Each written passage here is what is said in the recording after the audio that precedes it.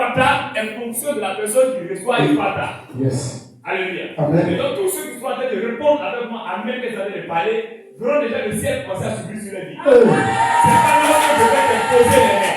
C'est pas lorsque je vais t'imposer les mains que le ciel s'ouvrira. Yes. En termes de Fata, maman a dit que c'était un impératif.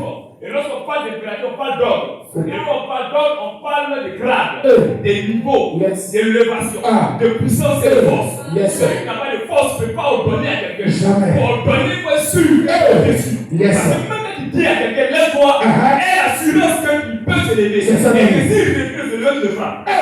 Alléluia. Et donc, on ne dit pas que lève-toi. Si on n'est pas sûr qu'on est moyen.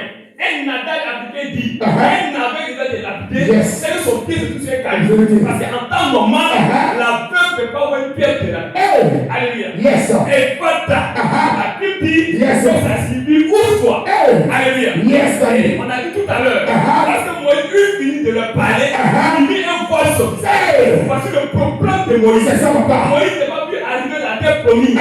Parce qu'à chaque fois qu'il était en contact avec Dieu, après il mettait un voile sur ça.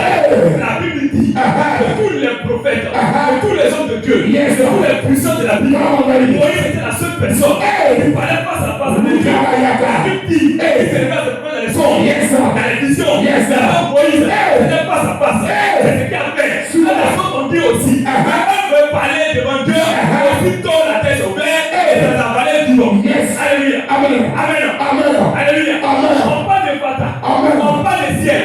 Quand il désolé, quelqu'un commence à parler. Retourne-toi vite.